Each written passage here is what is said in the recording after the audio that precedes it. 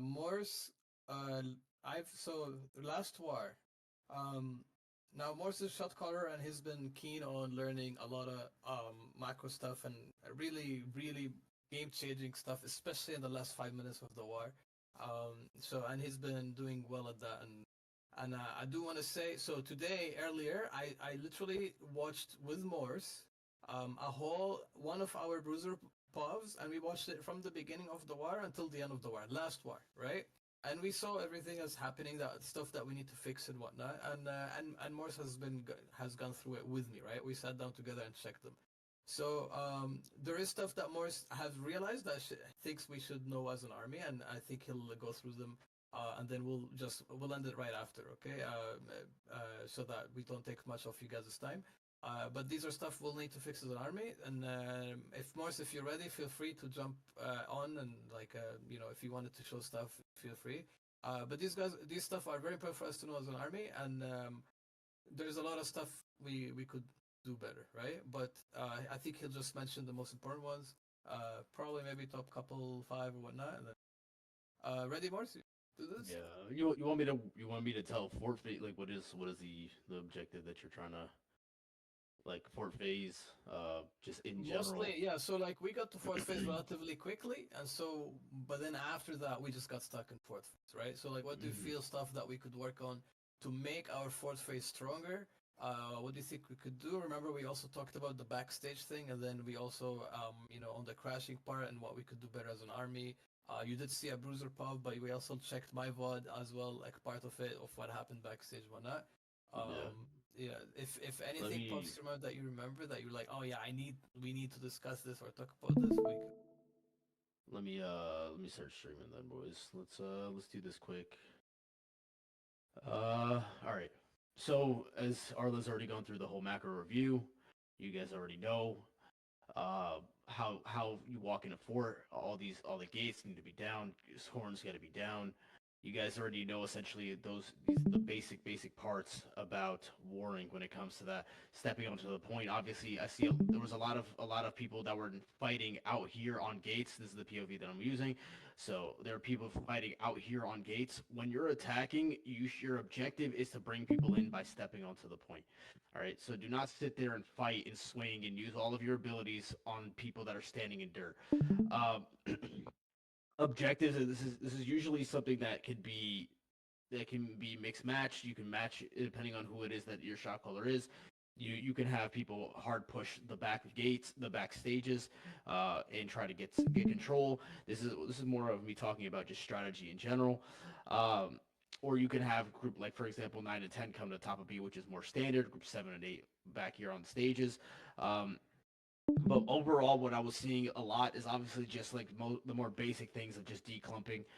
Something that I wanted to kind of address and show you guys so that you guys are kind of aware of what people are looking at, what people are looking for when it comes to shot callers or anything in general. Like when your shot caller is telling you to get out of a specific spot, they're trying to do that intentionally so that you're able to like get out of a spot. If they're wrong, it's better for them to be wrong than you to be wrong and you not listen, and then you get your head like crashed on immediately. All right. So like if your shot caller is telling you to get out of a specific spot, get out of the spot. Do not stay there because again, they might not send a crash in a spot. Like for example, if we're looking towards bot right, which is because on this POV we're attacking bot right. If my shot caller is telling me to get out of bot right, I am leaving bot right. Like, do not stand there and stay and try to ego your shot caller and think you know better. Even if it doesn't work, even if they don't send a crash in this bot right and your shot caller is wrong, it's better for your shot caller to be wrong than you to be wrong. All right, because if your shot caller is right and they do send a crash here, you end up dying, and then that was really your own fault because your shot caller already told you how to do it. When it comes to, I just want to kind of show you guys like just straight up declumping. Like declumping is really not that hard, boys. Like the second that you guys see things go on, just get out. Like it's like just get out. Like don't worry about anything else. Don't worry about swinging your axe. Don't worry about any of that. Like just get out. Let me try to find a crash here so that okay, this is right here. Like the second that you see it go on, like just leave. Just leave. Don't worry about anything that's happening. This is our crash. Okay, cool, cool, cool. All right, so here we go. Uh, yeah. So don't swing your sword. Don't swing your axe. Don't swing your anything. If you see a crash ball, if you get grabbed, just jump out. Get out. And just so that everybody is aware, you can clearly jump. You can jump out. Jumping is a massive movement tool for in this game. Like if you jump, you will be able to mitigate any slow or any well any slow really that is on your body, and you're also able to jump out of grabs a lot of the time. So make sure that you guys are jumping quite a bit on the point. Like jumping on the point is actually very massive for movement in general. But like anytime that you see a crash call, anytime I'm trying to find a crash here, so forgive me for like anytime that you see a crash call, anytime you see them crash on you, uh, you want to get out. So for example, this is something that I've been kind of working with a lot of my companies and trying to show you guys what you guys are kind of looking for, so the people on point can be a little bit more mindful of what they're looking for, right? So for example, if there's a crash, right? Let's say this point is right here. Uh, where the most likely part of where the crash is going to be. This is when your shot caller is being like, "Hey guys, like you need to get out of a specific spot." Like the most likely spots of where the crash is going to go is always like where your blues are at. Okay, so like nobody's going to crash nothing, right? So nobody's crashing nothing. So if there's nothing going on, for example, there's no crash on the bottom in this specific POV, right? There's no crashes on this bottom. There's no crashes on this left, right? There's so the only real crash would be on the top right, right? So you guys are able to identify the possibility of where you're when you're in danger, because you're seeing that everybody everywhere else has lost, and now you guys got funneled into a spot, right? So if you're funneled into a spot and you guys are attacking or defending or whatever, and you guys have already sent your ability, you send your crash, like best believe they're sending it on top of your head. So just be aware of like you have to get out, right? Just get out, and getting out again could mean you stepping off the point too. You don't have to consistently just try to run through the point or run through their crash. Like you could step out and so that you're able to live that crash. Living is much more important than just trying to ego the crash and trying to run to a specific spot. Like you can run afterwards if you live the crash. Okay. And that's pretty much general information for anybody who's in fort or outside of fort, right? Like Arlo was just mentioning about declumping, it is massive. You need to declump. Like even it doesn't even matter if your shot caller had a terrible crash call. If it was like literally on nobody, it was on ghosts. If you guys are able to get out in time, it doesn't matter, right? Like it was bad. Yes, you guys lost time, but like at least the army wasn't inted, right? Like you guys are able to get out. So for example, like in a supple dropouts where I was talking to Maj about this earlier, like you guys, if you guys are able to get out quick, every crash will be a relatively successful crash, assuming that you get any type of kills, right? Yeah. So if you get any type of kills, like say you get 3 kills on a crash, 3 kills, and you guys all declump and everybody gets out and everybody lives, you guys have a 3-man advantage on the enemy army, right? So you can exploit that by zerging, by doing all these other things that you're able to exploit numbers advantage on them. But it's extremely important for you guys to declump in general every single time. If you see a grab, if you see people walk through, you know, like walk towards your direction or whatever it is, or especially if you see that there's not very many people around the point, and then your side of the point is very heavy, best believe that they might send a crash on top of your head. Okay, so just be aware of that. All right, so I'm trying to show you guys an example. So for example, there's really only one possible spot that they can crash here, because it would have to be on this left side, because there's majority of people on this left side. Could they send here? It's a possibility. It's more of like a 25-75 split as far as percentage of possibility, right? These guys could send on this mid right, but they most likely would send it on this mid left. All right. So this is just so that you guys have a visual of what you're looking for when it comes to the point. All right, like anybody who's standing on the point, just be aware that like, hey guys, like it's a high possibility that they might be sending it here. For those who aren't aware, like what you're looking for so this right here, as of I paused it so that I hope some people noticed that they're looking to send it on this top left. Right? They're sending it on this top left, and how, or at least they're zerging up on this top left. And how I know this is by How I know this is by just people walking in this specific direction right out of nowhere, right? So, for example, I'm gonna show you. I'm gonna try to show you guys here. This top left here, you got some people. You have Caesar, you have Fancy, you have Lumberjack, you have I can't even read this guy. Alt, I can't read whatever it is there. Yeah, you get all of these guys from here were on the bottom left, and they all push top left. Excuse me. So in those instances, when you see people do that, you leave. You should be leaving because if you like, this probably isn't a crash because there's too little amount of people that are turning around. But like, even if they're zerging your spot, so just get out of there so that you can reestablish your position. All right. Um, yeah. So that's something that you guys would definitely have to look for. Like here, we're looking to send a crash here. This is good. Uh, okay. Cool. Cool. All right. So here, this is their counter crash, right? You can see that these guys converged. These guys, like for example, Classic, these guys are doing these kind of motions like this, right? So as you see this, it almost looks like a play in football. Like as you see this, right, you need to move out of the way because you see people coming in your direction, which is important. Why you should be listening to your shot caller, especially if they're telling you to get out, right? If they're telling you to get out, realistically, they should be telling you to get out early. But if they're telling you to get out of the spot. Do not swing your axe one more time. Do not just pop your cleanse and get out. All right, like don't stand there because it'll end up killing you. All right, so inside of fort, let me try to inside of fort. So as far as kill squads, mute. All right, let's see. I gotta look at top of B. Okay, top of B is also theirs. Yeah, so there's a thing that you guys could do when it comes to kill squads, guys. There's crashing is not only a main ball kind of thing. All right, you can also crash, quote unquote, with the kill squad. And what I mean by that is like if, for example, if both sides, both top of B and backstage are losing, then just give one spot and come in and support another, right? So if, for example, if top of B is losing 9 and 10, for example, or on top of B, if you guys have full wipe there twice already, and now group 7 and 8 on stage are losing as well, like either like figure it out. Either 7 and 8 go to top of B to help out, or eight like 9 and 10 go to 7 and 8 and try to help out them. Like flip. This is basically like a flip of roads. It'd be compared to a flip of roads inside of fort. So you guys can establish one spot or another. All right, like if you can't get either, then establish one spot plus heavily on one spot, so they're able to get into at least establish one part. All right, so that you guys can have your healers can have somewhat of a safe spot to cast from. All right. Um, okay, like micro and whatever. Yeah, so once stage is free, guys. Once stage is free, one stage when top of B is free for any of the kill squads.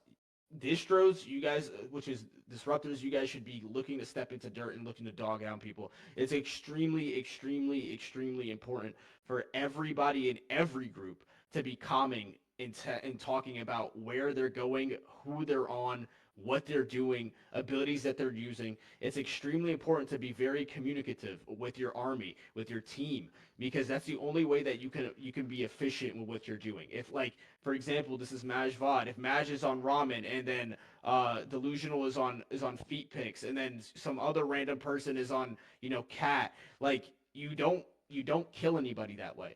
All right, like there's nobody who dies that way. When it comes to quad DPS, I know there's I imagine specifically asking about quad DPS. Quad DPS inside of fort, outside of fort, you guys roughly should be playing as if you guys were in the kill squad group. So what that means is like if you're group 7 plus 3, just play with group 7. Like literally go into their comms, play with group 7, because even if you um because you can't really kill people as a 3 man like that, especially if it's only fire staffs or it's only range. You guys will only be able to pick off low targets, and you won't be able to know who's low or which where the where your friendly disruptors are going to be if you're not communicating with them, right? So like it's honestly worth for you to be inside of the kill squad like team speak inside of their channel so that you're able to communicate and be able to nuke people all at once. For example, if 4 people jump on ramen, he dies, okay?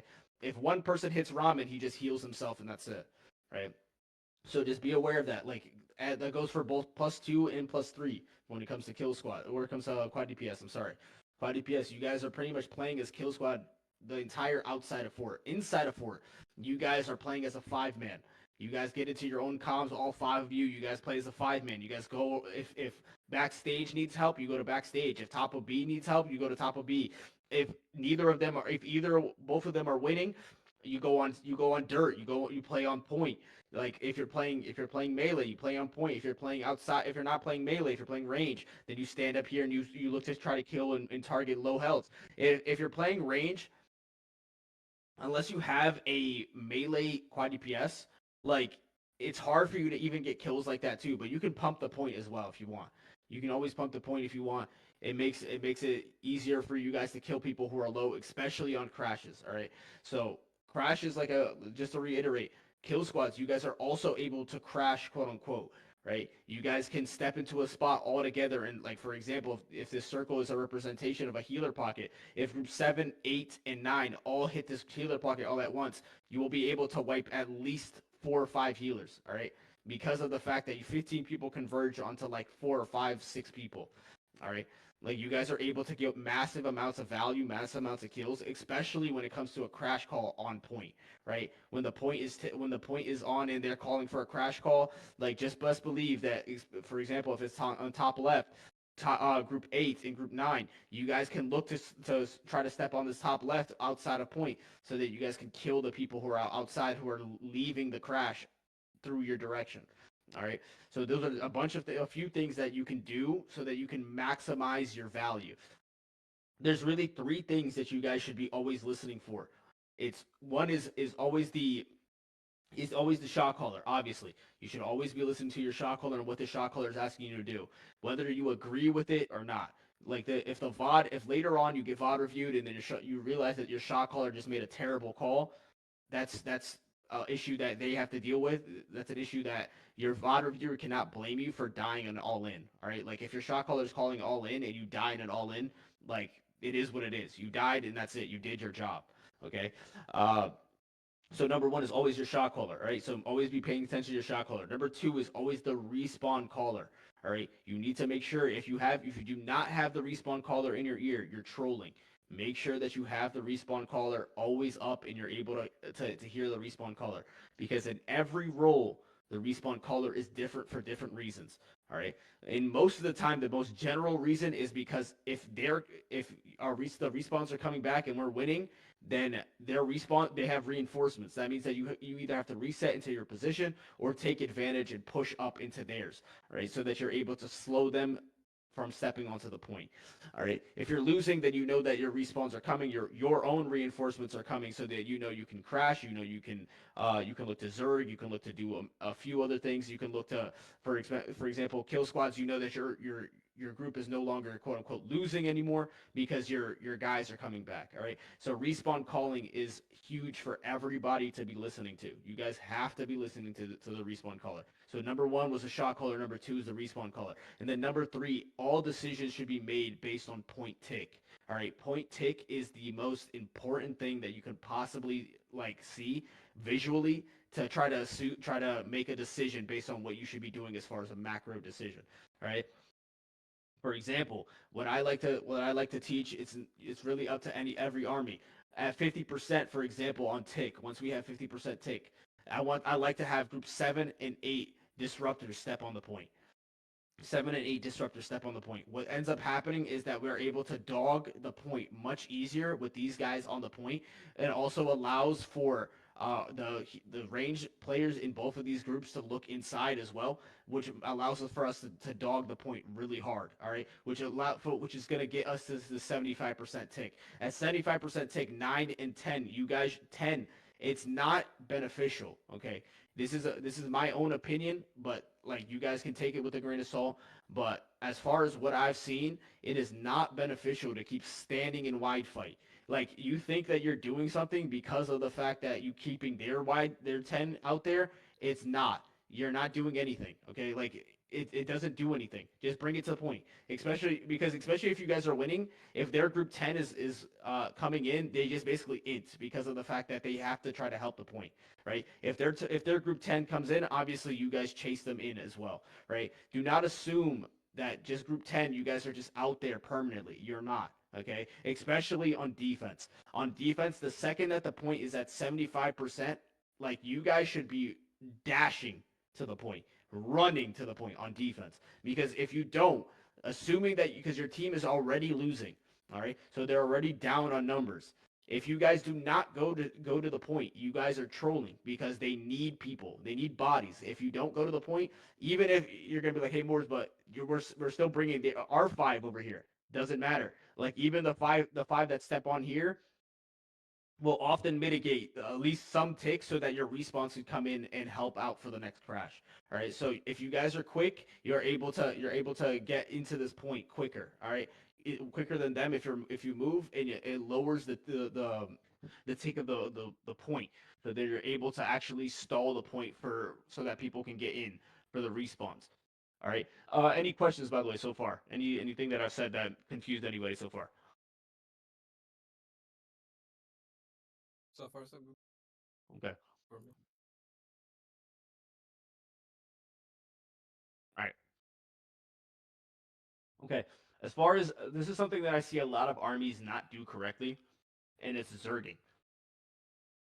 Zerging is like a big issue for a lot of companies. They just do not zerg. When when your shot caller is calling for you to zerg, please zerg. Okay. And if your shot caller is telling you go top left, even if you're on bot right, go to top left and help them zerg. Because what that does, if I draw out the point here, if what that does is, for example, if there's a bunch of people on this bottom right, for example, there's five people on bottom right, right? Your friendly's bottom right. You have five people on the top right, five people on the bot left, five people on the top left, and then you have the point team somewhere anywhere on the point. If you have, for example, 15 people, let me do it in yellow, 15 enemies on the top left, what you're gonna do if we have point teams step into this top left, it will be a stalemate. Stalemates are really annoying because you're just stalling at that point. And if you're attacking and you're stalling, you're wasting your time. You don't want to stall out anything when it comes to attacking. So when it comes to that, like have people zerg come up and kill the 15. And it's like, all right, but like what if there's five on my side and five over here and five over here? It doesn't really matter because if you kill the 15 that are on the point over here on the top left, and you come down as a army, you come down and you kill these guys on this five over here, you kill these guys five over here, you guys kill these five over here, and you essentially win the entire point. And most of the time, zerging will only happen after a successful crash, right? So once you have a numbers advantage, you will immediately look to zerg so that you guys can push your advantage. And that's how you push your advantage. Zerg up, forget about quads for a second, so that you guys can zerg up and kill the enemy army as quickly as you possibly can. The quicker that you kill, the more take you get, the more advantage that you can get, so that you guys can continue to push the point, right? All of that is the same thing for fort phase, for on like outside of fort. It's all the same thing. You crash, you zerg, and then you spread for their crash, right? So it's a lot of the same thing. It's how war kind of works is like literally like this. It's a triangle where you spread, right? You spread, you zerg, and you crash, right? So there's a lot of this. Like either you're when you crash, you guys zerg. For example, if you're winning, if you win the crash, you zerg, then you spread again for their crash. If you guys lose the crash, you guys spread, you guys zerg so you don't die, right? Like if you're it's basically essentially playing loose because you're playing loose, but you're playing with your team. You're not just standing there completely by yourself on the point because that's easy for you to die, right? You essentially zerg as an army. The more compact that you guys are after you guys lost the crash, the easier it is to take back that point. So you essentially zerg, so that you guys can get into a specific spot, establish some type of control on the point. Then you look for a crash to get control, and then now if you won that crash, you do it again the opposite way. Now, does that make sense to everybody? Does that make sense to everybody? Hmm. Okay. Yes. Yes. Yeah. So a lot of the flow of the war is very, very much like just very formulaic in a way. It's just like guys, like if they have crash and you're on defense, you're spreading. Once they crash you, you crash them. Once you crash them, you zerg to try to kill them. Once they have crash again, you spread, right? If you're on attack, right? If you're on attack, it's similar of this. It's similar to the same thing. It starts a little bit differently though. It's you crash, right? You spread and then you zerg, right? You crash, you spread, and you zerg on attack. This is the rotation of attack. You spread, you crash, you spread, you zerg. On defense, is you spread, you crash, you zerg. Does that make sense, everybody? So that Yeah, does it make sense? makes a lot of sense. Okay, perfect. Sorry, I'm eating nerds. Uh, Yeah, so it makes it so this is just a very general version of war in general. So you guys are able to just understand like, all right, guys, like, what am I doing next? Did they crash us? Okay, did they crash us? Okay, cool. We're gonna crash them, right? We're spreading. Are they about to crash us? We're spreading. Okay, cool. Did they crash us? We're crashing. After we crash them, we're zerging. Okay, so just to reinforce the point. All right. Um,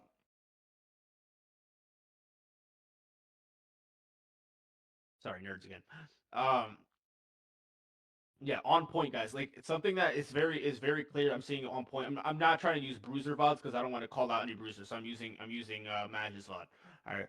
So playing top is something that I know for a fact people have questions as to why shot callers say play top. Okay. There's there's very situational things about playing top. All right. Playing top is not the end all be all just because it's like, all right, we're pushing top. What happens if we already have top? Okay, let's say like we already won the top. Why are we pushing top if we have nobody on the top of point?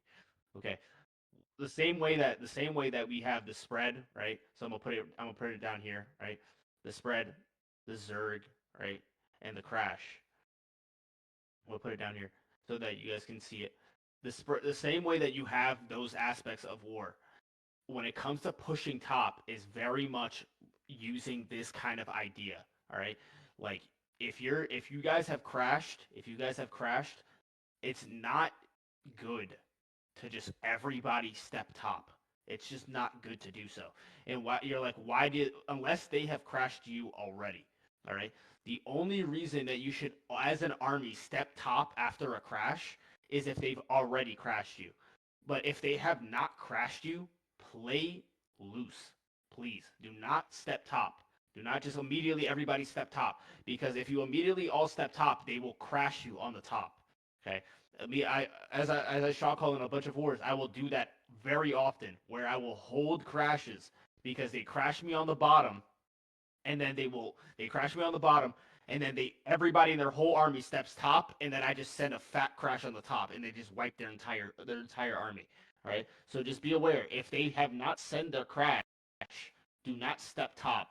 What is the advantages of top? Why do we push top at all? Top is because most of the time that is where their healers are going to be stepping, right? So if your shot caller's telling you to step top, it's because either he's seeing healers, he's telling you that there's a safe spot on top, so you can be able to reestablish yourself on top. You can also look to try to push from top to bottom, right? So it's very common where you now that since you know that you've gained top of space, it's easier to try to fight them in a spot that you've already won and push them downwards than it is to try to fight them in a spot that they've already won. They have one and try to push them, right? So like if you've already won a spot and you're pushing them, it's easier than like for example, if we all formed up on this right side, this left side, and try to push them from this left side into the right side, right? It's very hard to do so because they've already established themselves here. But if we've established ourselves on the top, we are able to push them downwards very hard, right? And if you see that we've already established top, if you already see that top is free, right? For example, in this specific picture, right side is very free. What is easier, you pushing the army from the left into them like this, or pushing them from the right into them this way? Like when it comes to space, you gain much more space on this right side, pushing from right side into left, than you do from trying to push from left side into right. Okay, so that's kind of the same idea with top, right? If you're on top and you're pushing and you guys have one space on top, imagine this space is completely free and everybody on their enemy arm is down here. You should not be standing here. Like once you get over here to the top, immediately look to Zerg and press down. Right? You shouldn't just be standing top just because of the fact of standing top. All right. So standing top, there's very specific things. Either you guys are declumping, stepping into top, or top is free so that you're able to try to establish your army and push downwards. Top is either for healers when you see healers stepping on the top, so you can get rid of healers. And why it's important to go for healers first is obviously, as healers already know, 3, 4, 5 hits.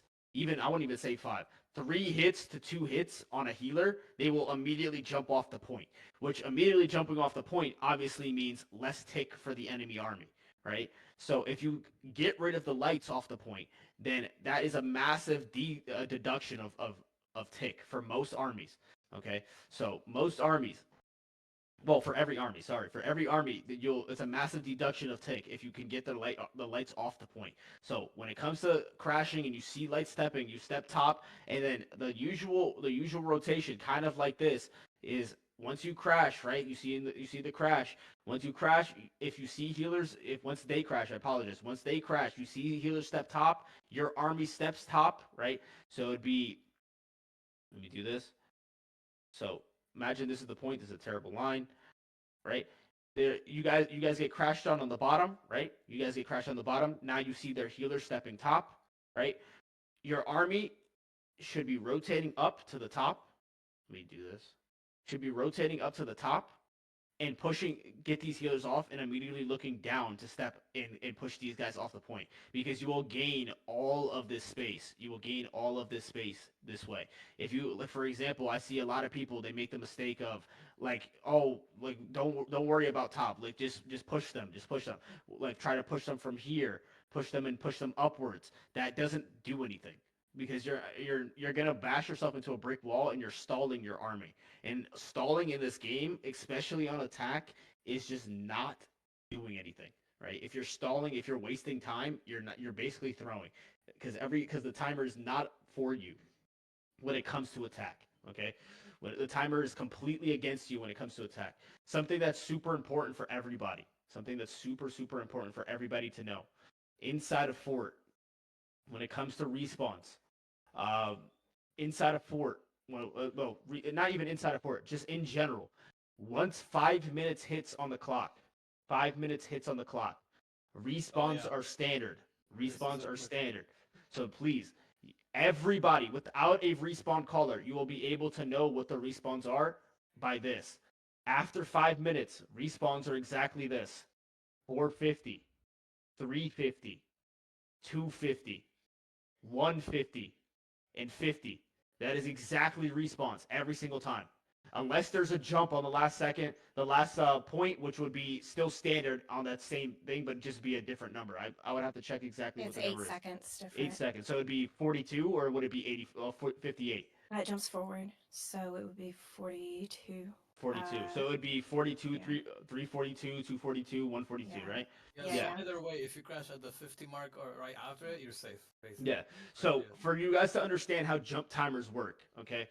How jump timers work is if you capture a point in the last, like, every like 5ish minutes. Correct me if I'm wrong, Arla.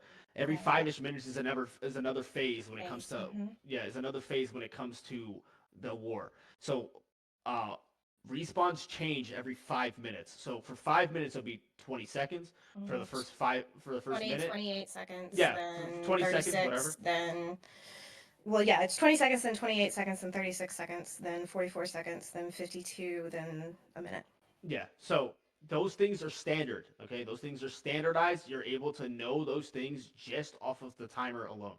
Okay. Just off the timer alone, you're able to know these things. But the most important, because obviously this is crunch time, when you have 5 minutes left of the war.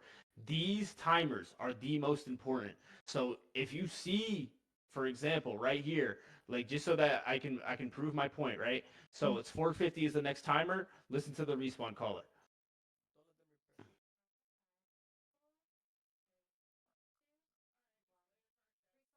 Okay, so that you guys are able, so I prove my point. All right, like respawns are at 450, 350, 250, 150, 50. And that's extremely important because if you guys don't know when the respawns are or you're not paying attention, if you die at a really bad spot, for example, if you die at four like 49. 449, like that sucks because now you have to wait till 350 to be back, right? So when it comes to playing your life or doing whatever, like be aware of that when it comes to respawn calls, even for crash calls, guys. When it comes to crash calling, or even when it comes to like holding for their own crash call, right? Like there's oftentimes if you guys are defending, oftentimes, especially when it comes to that last respawn, oftentimes people will wait for this last respawn to hit to send a crash and win, right? So just be aware of that. Like these respawns are extremely long, so be aware of these respawns so that you don't get crashed on and get killed. All right. So every time that these respawns are out, be aware. Like, yo, it's about to be 450. It's about to be. We got into the last 5 minutes.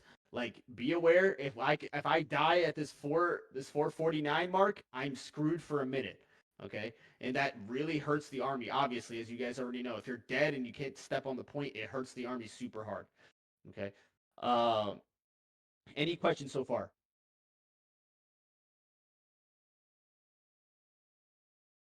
Yeah, did you want a shot call for us? As far as I'm aware, I will. He's actually Yeah, I'm calling shot calling tomorrow. Yeah, I'm calling tomorrow. Yay! So Yeah, hopefully get used to his voice, guys. That's the crash call voice you're gonna need to hear. yeah. So just so that you guys are aware, so you guys are able to identify things like when it comes to major issues of the war. All right, major issues of the war. So again, I'm just gonna reiterate quickly. So like I said, top of point. It's great for positioning, but do not stand on the top of point if there's nothing to do on the top of point. Right? If there's nothing to do, go zerg and do something. uh do not stand there and do nothing. If you do nothing, then it's literally you're throwing. Okay, so please, like, do not stand on the top point. Top of point is not the end all be all. If you guys are able to get value, if there's nothing on the top of point, if there's no healer stepping on, like zerg up on the bottom, it's better. Zerg up on the left side, like do something that isn't. So don't just put in your mind like I have to step top every single time. Okay, when it comes to respawns, like I said before, 450, 350, 250, 150, 50. That's really big for those last 5 minutes. Like those last 5 minutes, that 1 minute timer is huge, huge. A lot of wars are lost in the lost or won in those Mhm. timers. Okay, so like just be aware that that's like exactly when you guys are able to really lock in, especially on attack. If you get a good crash on that respawn timer, dude, it's huge. Like you guys are able to zerg up for a minute, like, and it's like just zerg, and then by the time that respawn, if you don't already cap the point, by the time the respawn it comes up, you're at like 90% taken, then they have to send a crash on you by like desperation. All right. So, and then you know for a fact that they're gonna send a crash on you because of the fact that the tick is so high, right? Uh, so Guys, just to clarify as well, let me add more. yeah, When he's saying don't step top, that's not to be confused. When he's telling you don't step top, that's not to be confused for when the shot caller says push top, right? Shot caller says push top, you're pushing top. The shot caller, you're listening, right? But don't do it by default, like he's saying. Shot caller, if he's saying push top, that means there's a reason, right? That means there's a plan. And then shot caller should be more aware, and then they'll tell you after if we need to crash down below or whatever, all of that, right? yeah. So stepping top again is a positional thing, guys. Stepping top is a positional thing. You have to exploit top. Like if you're just stepping top just to step top, it doesn't do anything, right? Like make sure that you guys are playing for specific positions so you're able to playing for the positions that are actually needed to be played for. All right, like if everybody's just stepping top for free, and something that I saw quite a bit, I have to see. I actually have to use a Bruiser POV for this because um, I won't be able to show you guys Yeah, I, otherwise. I, I was telling them earlier we did that Yeah, last war. Where yeah. I need to they were use a Bruiser POV for this. Uh, for example, let me mute this. Uh, for example, hit right here. This is a perfect example of this. There's a bunch of people stepping top. There's nothing to do on top. Nothing. So what you can do, doing this essentially, what you're doing is you're gonna give them space if you just play right here, right? Which essentially is what happens here because I've already watched this VOD. Is you guys stay right here and never push them downwards. And pushing them downwards again would push them into this choke right here, or just push them off the point in general, and allow for you guys to take control of the point. Uh, but if you just stand here, right here, essentially, like for example, if this is the halfway line, you guys take 25% of the point, they take 25% of the point, but the thing is that if you don't take advantage and push for the other 50% that's free, they will do that to you and take the 50% from you and push you into hell. And for them, this hell side is a natural choke for them, right? So if you're standing here, you will like crashing on the top for defenders is super easy because you really can't go very like in too many directions when it comes to crashing on top. All right. So please like try to take advantage. Like this bruiser right here is doing a good job. Like you guys have to try to take advantage. Once you see the top is free, push and go into the bottom so that you guys can take advantage of space. Like see that they're still on top, but again, everybody was standing top still, and then all the enemy army was on the bottom. You guys were all on the top, but the thing is that they all pushed you to the top. Oop, bad color. They all pushed you to the top, and you guys still stood on the top. So now it's like now they're pushing you off the point instead of you guys getting the advantage and pushing them off the point. Does that make sense? Yes. Okay. So be aware, like positioning is key when it comes to these things. You guys are able to push people off point, like huge advantages as far as positioning. Okay. Like most high tier wars don't even die. Like people don't even really die like that. They just push people off point, and the only way they push people off point is by zerging and playing for the position. Okay. Uh, did I? I'm trying to remember if I forgot anything. Maj, help me out. I think you've been, yeah, you mentioned the most important ones, especially the respawn timer thing. I felt that was very important mention. Yeah, yeah. Any questions then for anybody? Um, yeah, so I'll just add the reason why respawn time is important is last war, the last 5 minutes we had a chance, especially last 4 minutes we had a chance to win the point. We could have, right? And then unfortunately it's just a caller thing. I mean, like not every caller knows this. But at least now you guys know, just to have a better idea. So what happened last war is at the I think was it 158 Morse at the 158 Yeah, minute. I'll just show you guys. I'll show you guys what I essentially lost you guys this Yeah, war. that's Okay. yeah, exactly. I'll just show you guys. So what ends up happening is like I've already told you guys. You got the timer here at 110. The next respawn is going to be 50 seconds. Okay, next respawn is 50 seconds. If you crash, if you have not already crashed, maybe 30 seconds into the like, let's say like the respawns are at 150. If you're not at least having 40 seconds of time to crash and re-get your deados up, it's genuinely not worth it. Okay, it's not worth doing it. So if it's at this time you have 20 seconds left, right? You have 20 seconds left till 50. Uh, any crash before 50 right now is a troll. Any crash before 50 is a troll. And what ends up happening here, right, is like obviously a lot of shot callers do different things, but this is a huge troll, all right?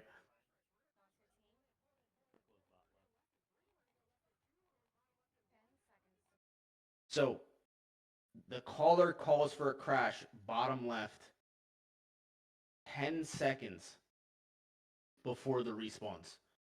Even if you wiped the entire army, let's say you wiped all 50 of them somehow, it wouldn't matter because it takes 28 seconds. That's a terrible two. It takes 28 seconds for you to take from 0 to taking the point with plus 10 with a plus 10 tick. Uh, it takes 28 seconds to do so. All right. So even when if that's the case, you guys wipe all 50 of them with a 10-second respawn timer and 28 seconds to cap the point. If you were at zero tick here, you would need 18 more seconds for you to be able to take this point before they got the respawns came in. And ultimately, what really loses you everything is the fact that your army loses their Dedo. That your army no longer has their major kill potential. So I don't know about you, but I don't know any bruisers that can get their Dedo in 10 seconds. Okay, I don't know any bruiser that knows how to do that. If you guys do, like, shoot, tell them to shoot me a DM because I need him in my army. Like, but like no bruiser is getting their Dedo in 10 seconds. And ultimately, if you're sending crashes, for example, so just so that you guys are aware, it's not like hating on any whoever the shot caller is. It's not hating on it. It's just so that you guys are aware of like what it is when you guys are VOD reviewing, especially the VOD reviewers that are in here. You guys are able to identify what is the actual issue, right? What are the real issues? Like, oh, you guys, you didn't, you didn't do X, Y, and Z. Yeah, like there's also factors in every type of VOD review. Like you can't just hyperfixate and be like you're trash when like there's a billion other people playing the game with you, right? So like there's a bunch of different moving pieces that you have to take into account. So yeah, not only was this crash terrible, it was a bad crash. Uh, it was also just very poorly timed, right? So you hear Arla actually call for final respawn in 5 seconds, right?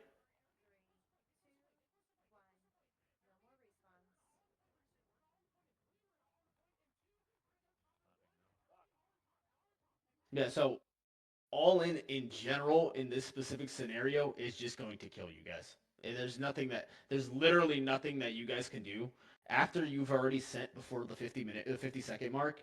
It's a GG. Genuinely, it's a terrible way to say it unless you guys are able to like full zerg and do some absolutely nuts kill. It's a GG. It's a GG No, you see because respawns coming in right now. To yeah, the point. yeah, their respawns, even if you like, let's again, even if you killed their entire army somehow, their respawns came in, you guys have no debts and they have full debts. And now you have the caller has called an all in. That means all of your healers are on the point, all of your lights are on the point, which means the second that they hit a crash, GG. like, yeah, it's a GG. Like they're just gonna win because the first two deados that hit a healer, they're just gonna die. Okay, so as you see this,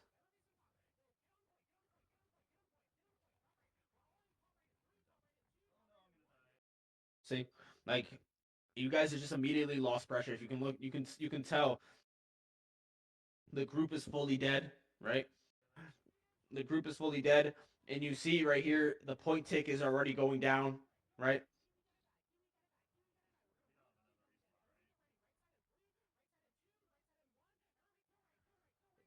See, respawn the tick is already going down. You guys have lost. You guys have lost this point.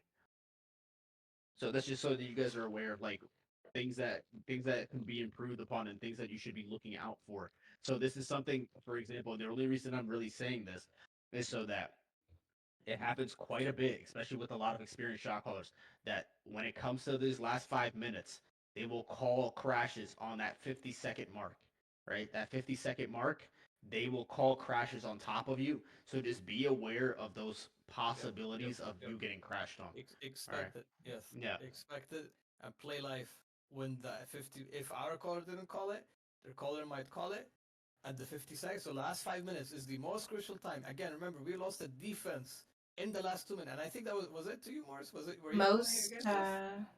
most Yeah, wars that these was really days good. are won or lost in the last Yeah. 5 minutes. Yeah. Yes. You're talking about the Who? 2058 war? Yes, Competitive yes. wars. On Yeah. our defense, we Yeah. held all the defense until last 2 minutes, and that's what Morse did. And I'm pretty sure you did that because I remember we were caught on a respawn. Yes. I all in on a respawn after you guys Exactly. Mhm. you guys all lost. I So can that's last 5 minutes of the war. You guys need to be And speak paying attention. This is the most intense minutes of the war in fourth phase, and that's where everybody is playing as accurately as possible. In our defense, Morse was calling against us. The one that we lost in the last 2 minutes is exactly that. Him yeah. calling a crash on the exact 050 mark. yeah. Was that the one? Yeah, I Yeah. remember when the bruiser died, it was 40 seconds. right now. Circle on the left side. Circle on the left side. Circle on the left side. Circle on the left side. Circle on the left side. Look this out. Look this out. Look this out. Look this out. Bring it in. Bring it in. Bring it in. Bring it in. Bring it in. Bring it in. Bring it in. Bring it in. Bring it in. All in now. All in now. All in now. All in now. Bottom left in 3, 2, 1. Bottom left. Everything bottom. Everything bottom. Everything bottom. Everything right side. Everything right side. Everything right side. All in. All in. All in. All in. GG's. Yeah, yeah. So here you caught us, I think, at the 350, right? That's where you caught us. Yeah. Two, So yeah. as you guys can kind of see, like there's gonna be 250. Yeah, 250. yeah, there's going to so there's a lot of ideas like why, for example, like the idea behind all ins is like, guys, we're gonna all in at 90% tick, right? Everybody get on the point, just force it, just jump. Something that, for example, I don't know if you guys know Hori, the supple shot caller. Something that once I was getting reviewed by him quite a bit, that he was like, "Yo, do not trip over the finish line." Something that happens a lot is What did people we do? all. So that's what I'm about to explain it. Alright. Like you setting an all-in call early to try to do things is terrible. You will end your army by doing that, right? Like for example, how the other caller had sent an all-in call, but you had no pressure. You will just into your army. You'll just everybody will just die. And the reason why, for example, I called an all-in at 75% tick, or I'm already telling people to step. Hold on. I'm already telling people at 50% tick is because I already saw people dying and we still had 20 plus seconds before respawn. Okay, so in 20 plus seconds, with us being at 50%, 28 seconds needed. So I need 14 seconds. I have enough time. I have enough time to win this point before you guys even respawn. Okay, and right now it's at 75% tick, right? 75% tick. That's 1/4 of 28. I have 7 seconds that I need to win this point before you guys respawn in 20 seconds, right? So you hear me calling all in because of the fact that I have ample amounts of time before you guys are able to respawn. Okay. So that's just like an example of that. And by the way, this is computer's work. This is a sick little photograph. Mm, Can I say something real quick about just to be clear, like the whole goal of this is so that you guys understand why certain decisions are made, not to say like shot callers make mistakes just like the rest of us do. Like they're just a little bit more impactful and a little more noticeable. So I don't want anyone to think that like there's a lot of respect in the shot caller world. Oh, yeah. So I just want to be very clear that we're very respectful. We're very thankful to Swan for coming. He made a 100%. mistake and he knows it as well. Like shot callers make bad choices Yeah, I was and gonna actually it's talk about okay. this. Yeah, I was actually gonna talk about it. So we're not here to say we're blaming that shot caller on any way, shape, or form as an army. I don't want you ever to think like that, guys, as a company. Because even if the shot caller does horrible calls, right? What goes into play is, well, how did we, like, even with the worst shot caller, right? Even with the worst shot caller, the worst timing calls, if you guys understand your job as players and we are understanding how to declump the best way, even at the worst call crash, we are not gonna lose the crash. If you guys are crashing and declumping and class spotting before, like right before you crash and then getting out right before your class spot ends, you're not gonna die.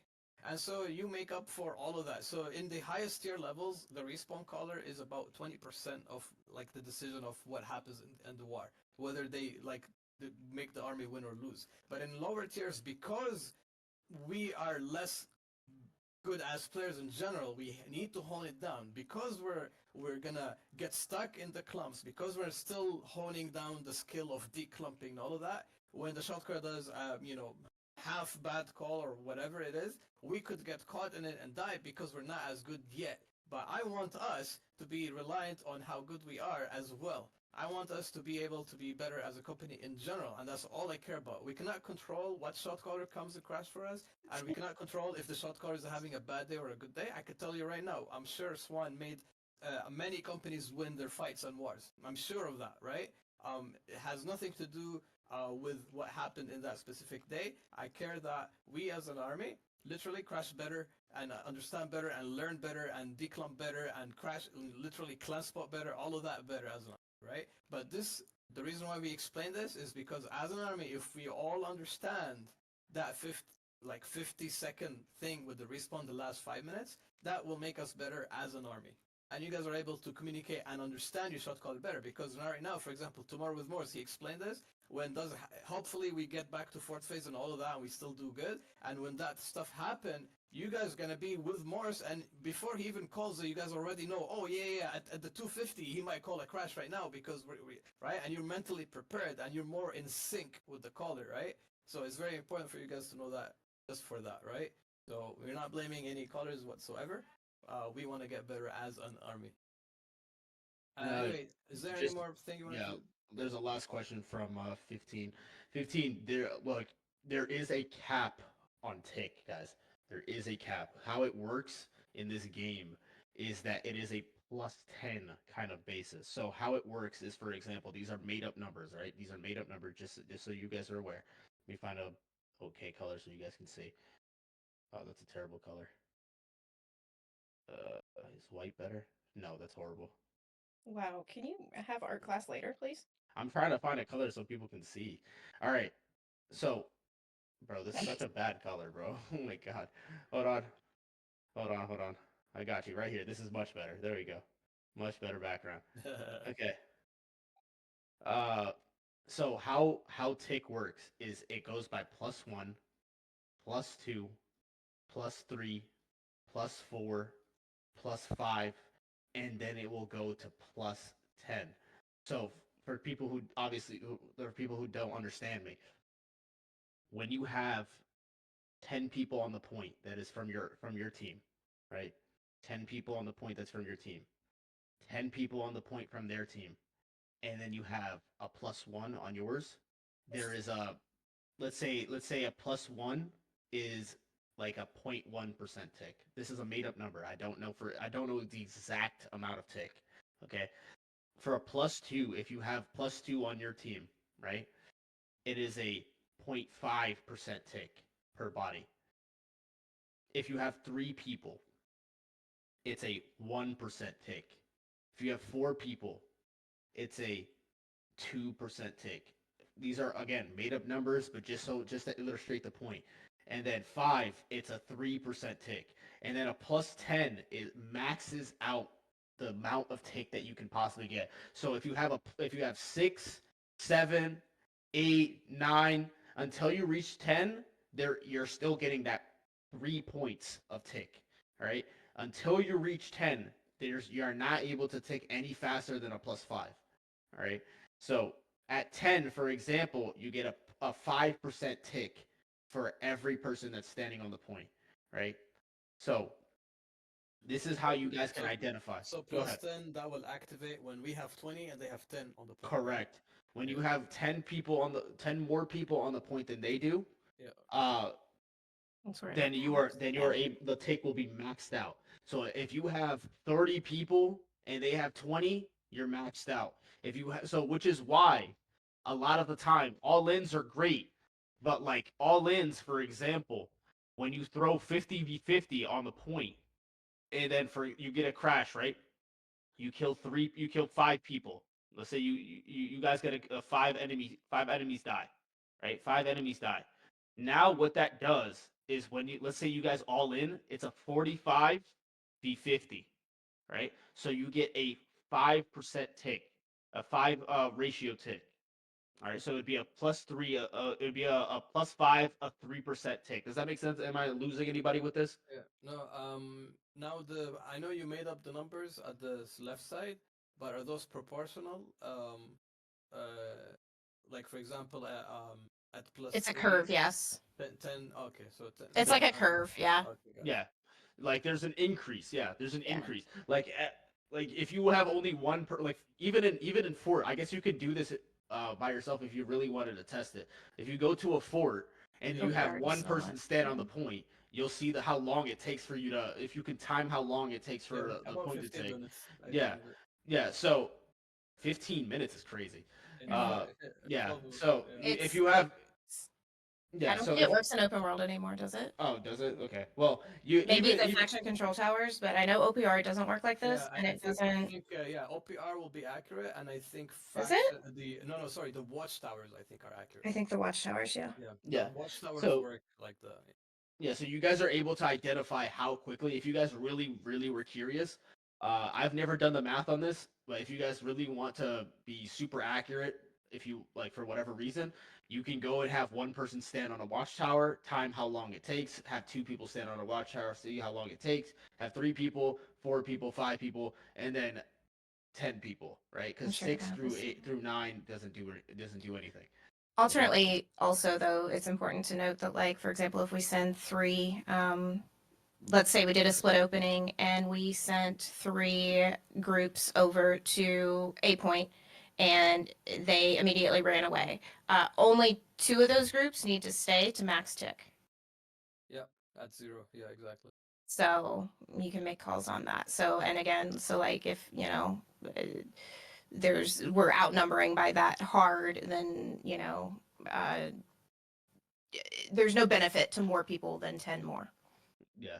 So the only reason that you would have like all ins are just to maximize the pot, because obviously nobody's going to be counting heads Yeah. in the middle of the war, right? You're not going to be like, oh, they have exactly 46 players on the point and we have exactly 48, right? Like you're not doing that. So you're just throwing everybody on the point so that you can try to maximize your take, whatever that might be. Yeah. So Yeah, I think. Is there any more points you wanted to mention, Morris? Anybody has any last questions as well? I think that's everything for me. Any? Yeah, because it is almost 12 and we did start 9:30. So I do want to apologize for you guys for this Sorry. taking long. Now look, this took very long and I apologize for all of you. But the reason is because we're still new to our we're still need to learn a lot. There's a lot that we need to learn. So that's basically gonna be the only time you guys are gonna have to do. One second. Okay, so sorry about that. So this is not gonna happen again. Next time we're gonna do something similar is gonna be like 30 minutes or so, right? But sorry about that again. Yeah, sorry about that again. And then, but that's a one-time thing. You guys learn everything. We have 40 people today. That's probably most of the army, so that's amazing. Last thing you guys want to do, please make sure you log into the game if you're not in yet. Sign up for tomorrow's war in the game, and if you didn't sign up in the sign-up sheet, do sign up. Tomorrow's war is at 9 p.m. And you guys could go to sleep. Sorry to hold you this long. Thank you guys for coming. Appreciate it. Yeah. Love you all. All right.